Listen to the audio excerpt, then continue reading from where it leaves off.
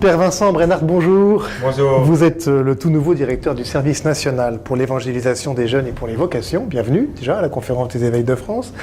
Nous allons parler du synode des évêques pour les jeunes, le discernement vocationnel et la foi, ce synode qui commence bientôt du 3 au 28 octobre. Il est le fruit d'une longue préparation. Il s'est passé beaucoup de choses depuis maintenant plus d'un an. Et un des événements qui s'est déroulé, c'est l'apparition de ce qu'on appelle l'instrumentum laboris, donc le document de travail, qui est destiné à préparer ce synode. Alors, peut-être pouvez-vous nous donner une première impression à partir de cet instrumentum laboris de ce qui attend les évêques et de ce que ce synode peut nous donner dans quelques semaines. Comme vous le dites, cet instrument, il est le fruit d'un long travail. Et c'est le premier motif, je crois, d'enthousiasme, c'est de voir qu'il y a un processus. Un synode, ce n'est pas d'abord un événement, c'est un processus. Et cet instrumentum laboris, qui s'articule autour de 3 verbes, voir la réalité des jeunes aujourd'hui, l'interpréter à la lumière de l'Évangile, et puis choisir, donner des axes pour la pastorale, je crois est un excellent fruit déjà du travail des conférences épiscopales, des mouvements, de tous ceux qui, auprès des jeunes, travaillent depuis des années. Avant d'arriver à la conférence des évêques de France, vous étiez déjà en contact avec les jeunes, dans votre mission précédente, dans le cadre du chemin neuf, dont vous êtes prêtre. Est-ce que vous pensez que ce synode est particulièrement ouvert à la parole des jeunes? Est-ce qu'on peut dire que ce qui s'est passé depuis maintenant plus d'un an est réellement un recueil de la réalité de cette parole? Je crois que le pape François y est très sensible. Oui. Il vient de donner un nouveau signal ces jours-ci en convoquant de nouveau les jeunes le samedi 6 octobre en présence des pères synodaux pour que les 300 évêques puissent écouter des témoignages de jeunes et qu'il y ait à nouveau un dialogue. Donc il ne cesse de dire les jeunes sont protagonistes. Et c'est le propre d'un synode, c'est que ce n'est pas simplement 300 évêques qui vont réfléchir de leur côté, mais les évêques écoutent ce que disent les jeunes. Par exemple, en France, il y a eu depuis 2 ans un très beau processus commencé dans beaucoup de diocèses, la plupart des mouvements, pour qu'on se mette à l'écoute les uns des autres, les adultes des jeunes, que les jeunes puissent exprimer leurs attentes et pour qu'on essaye de discerner ce que l'Esprit Saint nous dit. Très concrètement, il y a par exemple à Moulins cet été 35 jeunes réunis avec les 4 pères synodaux, Monseigneur Lacombe, Monseigneur Percereau, et Monseigneur Gobiard était là, Monseigneur David Macaire était resté en Martinique, mais les 4 pères synodaux français ont pris le temps d'écouter dans des échanges ensemble et personnels ce que les jeunes pouvaient vivre et porter. Comment vous qualifieriez ces attentes des jeunes? Est-ce que aujourd'hui, en 2018, les jeunes qui s'adressent encore à l'Église, parce que c'est une autre question, je vous la poserai plus tard, est-ce que ces jeunes sont amers, revendicatifs? Est-ce qu'ils sont dans l'espérance? Est-ce qu'ils sont déçus? Est-ce qu'il y a peut-être quelques traits comme ça que vous qualifieriez, dont vous qualifieriez leurs attentes? Le rapport des jeunes à l'Église est très divers. Oui. Je crois que ce serait une opération délicate de dire un seul aspect. Ce qui est sûr, c'est que le rapport à l'institution en général n'est pas évident et que le chemin spirituel de chaque jeune, il existe, il est parfois magnifique, mais il se fait assez souvent aujourd'hui en dehors des cadres que l'institution a prévus. Et du coup, l'institution se met aussi à l'écoute de ces nouveaux chemins.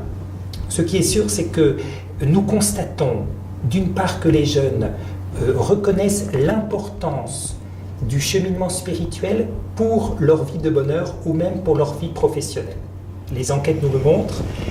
Être épanoui dans sa vie spirituelle, pour un jeune, ça fait partie du chemin du bonheur. Deuxièmement, on constate que en 10 ans, de plus en plus de jeunes réaffirment leur appartenance à une religion en particulier, la religion catholique. 42% des jeunes en France qui se disent catholiques.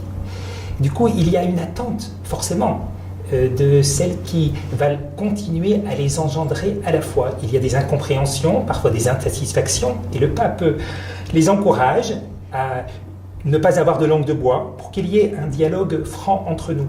Et en même temps, une attente très profonde parce que on est baptisé dans l'unique foi de Jésus-Christ et c'est l'Église qui nous transmet cette foi. Et donc je crois que la dimension maternelle de l'Église est réelle.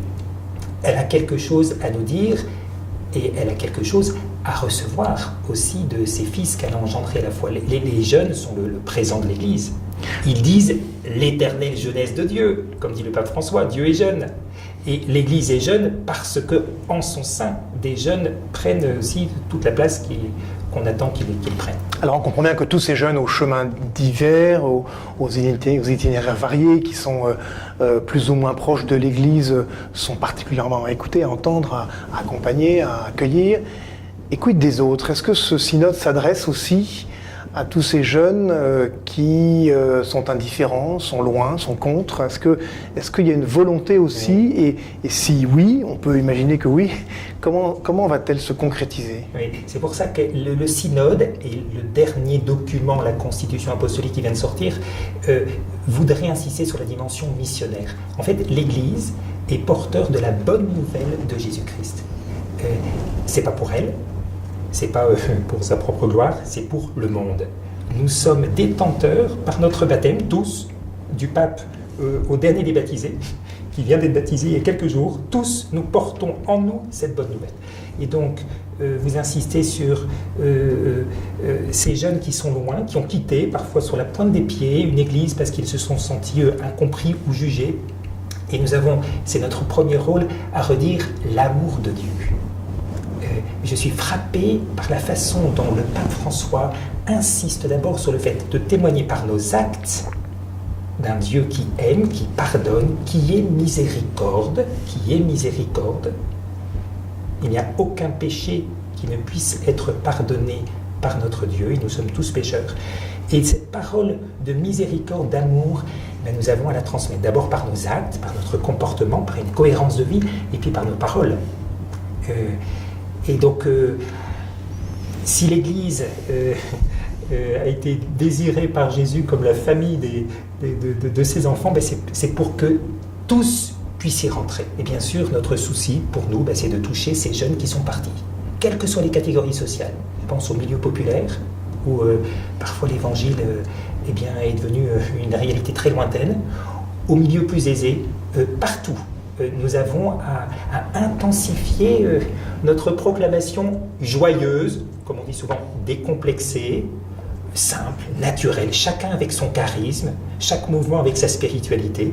Nous devons être une église missionnaire. Vous l'avez évoqué dans votre réponse, une nouvelle constitution apostolique a été publiée le 18 septembre. Alors, on comprend bien qu'elle est un outil de l'ouverture de l'Église à l'ensemble du monde et vers le monde. Qu'est-ce qu'elle change concrètement dans les règles du synode, si on peut parler de règles du synode? Oui, le synode est une institution qui a un peu plus de 50 ans, oui. Depuis 1965, et quand Paul VI l'a mise en œuvre, il disait que c'est comme un des plus beaux fruits de l'expérience du Concile. Et donc bien vivre un synode, c'est continuer pour nous à vivre de l'esprit du Concile Vatican II. Et forcément, on a besoin de dépoussiérer une institution qui n'a que 50 ans, mais qui a déjà 50 ans dans un monde qui bouge vite. Et je crois que le pape François veut au fond la rendre plus dynamique, plus réactive, plus capable de répondre aux besoins missionnaires. Et donc, qu'est-ce qu'il est en train de dire? Il est en train de dire, il y a un avant, il y a un pendant, et il y a un après. Et c'est tout ça le synode. Et donc, c'est toute l'Église qui maintenant avance de façon synodale. Donc les pères synodaux, ils vont déjà écouter ce que les jeunes ont dit au pré-synode de mars dernier, 300 jeunes réunis qui ont donné un document remarquable. Ils vont pendant le synode le 6 octobre écouter à nouveau des jeunes. Et puis on travaille déjà à la réception de ce que ce sera. Et on sait qu'une réception est réussie quand il y a un processus qui continue, quand les jeunes deviennent vraiment protagonistes. J'aime beaucoup les mots du pape François dans ce texte où il dit les évêques sont à la fois maîtres et disciples. Ils sont maîtres parce que par leur consécration épiscopale, ils sont chargés de transmettre la parole de Dieu. Mais le pape rappelle qu'ils sont aussi disciples parce qu'ils sont là pour se mettre aussi à l'écoute de la parole de Dieu qui se donne à entendre dans l'ensemble du peuple des baptisés. C'est-à-dire que Dieu parle à tous les hommes, aux 7 milliards d'êtres humains, parmi eux aux milliards de catholiques, tous, jeunes et moins jeunes, et tous ont quelque chose à dire sur les jeunes. Et donc on va tous se mettre à l'écoute, et les 300 pères synodaux, eh bien, sont aussi des disciples. Ils vont se mettre à l'écoute de ce que le Seigneur dit à tout homme. Alors, Père Vincent Brenard, je rappelle, vous êtes le directeur du service national pour l'évangélisation des jeunes et pour les vocations à la Conférence des évêques de France. Est-ce que ce synode, finalement, ne va pas vous donner une feuille de route? Ben, j'espère. J'espère. Pour votre service? Oui, nous l'espérons. Il y a beaucoup d'enthousiasme dans le service, parce qu'il l'a bien préparé, ce synode. Sans doute que quelques-uns d'entre nous iront à Rome pour dire au pape notre communion. Il me semble important que le service soit présent avec les pères synodaux pour dire combien ce mouvement du synode, pour nous, est une étape dans le sens d'une église missionnaire qui veut transmettre l'évangile, en particulier donc à cette génération de jeunes, je crois 16 millions de personnes concernées en France. Entre l'âge de 16 et 29 ans, c'est considérable. C'est vers eux que nous allons. Et donc, bien sûr, une feuille de route, c'est l'évangile. Oui. Mais enfin, c'est bon qu'elle soit, cette feuille de route, comme réactualisée. La feuille de route, c'est Jésus. C'est Jésus. C'est Jésus que nous annonçons. C'est Jésus que nous voulons d'abord accueillir en notre propre vie. Quand un jeune peut dire oui à l'amour de Jésus qu'il a accueilli, ça change sa vie. Mon désir, comme directeur de service, c'est bien sûr d'être au service de ce Jésus, pour qu'il puisse lui-même se révéler au cœur des jeunes, et que chaque jeune, chacun personnellement, ces millions de jeunes en attente de sens pour leur vie, puisse dire « Oui Jésus, j'accueille ton amour, et je sais que cet amour va changer ma vie ». C'est pour ça qu'on te donne notre vie. Merci beaucoup, Père. Merci.